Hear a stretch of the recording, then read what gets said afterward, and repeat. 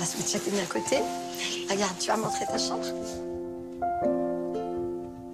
C'est extrêmement difficile de se retrouver avec un enfant différent, un enfant avec des troubles de comportement importants. On a l'impression d'être vraiment totalement à part, un peu mis sur le côté.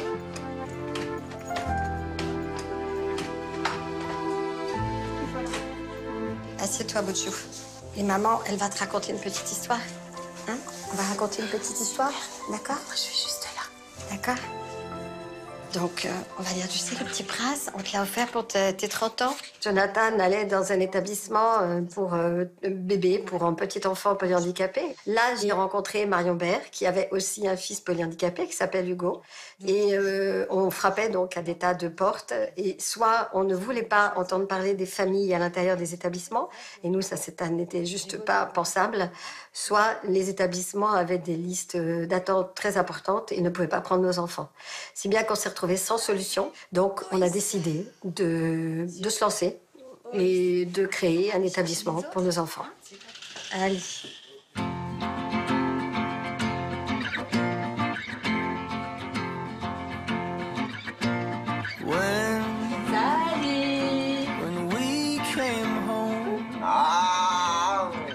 Bonjour Agathe. Bonjour. Ça va? Super ma grande. Ici, au foyer d'accueil médicalisé, ces enfants y vivent, puisque la majorité d'entre eux ils sont internes. Et donc, en fait, du coup, il y a un lien un petit peu plus approfondi entre les familles et les professionnels. Et Martin, il est content, il est accompagné de sa grand-mère. Je crois que c'est une des réussites de l'ouverture de l'établissement, c'est que les parents peuvent être très présents, il suffit de prévenir, mais on peut passer régulièrement dans la semaine, même tous les soirs si l'on veut. Ça permet de nourrir aussi le partenariat avec les professionnels. Il est important, en tout cas pour nous, professionnels, d'avoir les parents avec nous, qui connaissent bien évidemment leurs enfants mieux que nous et qui nous donnent voilà, des petites astuces, des petits conseils, voilà, pour que tout se passe bien. Jonathan, il a Dieu que pour Laura, de toute façon, donc...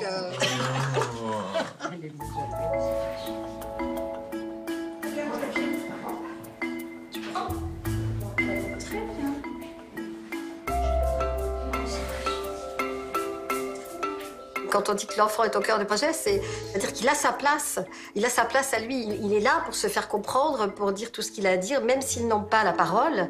Ils communiquent autrement et ils savent très bien, finalement, s'exprimer. Et ils sont vraiment... c'est difficile à vous expliquer, mais c'est ça, c'est acteurs de leur propre vie et acteurs de leur futur, quoi. Oui, on va faire un bisou. Tu reprends? Super.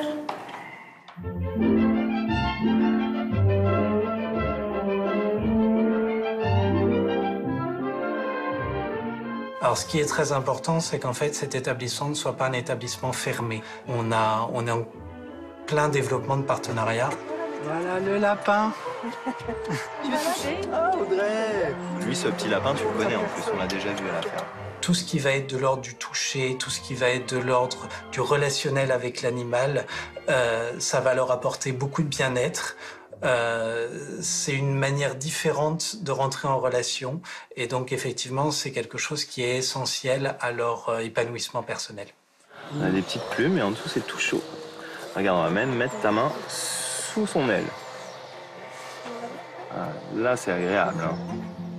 Grâce à l'association et grâce à ce qu'on a pu créer, grâce aussi bien sûr au contact avec les professionnels et au contact avec les autres jeunes, on a accepté le handicap de notre enfant. Et c'est vrai que là, on trouve une famille, on trouve des gens qui sont comme nous, on trouve des papas, des mamans qui ont également souffert et puis qui ont progressé. Et en fait, tous les jours, c'est un soutien. Tous les jours au quotidien, c'est un soutien. Et donc, on continue on a envie de continuer cet engagement. Et puis, cette découverte des jeunes, parce qu'on a son propre enfant, et puis on a tous les autres. Et c'est juste magique.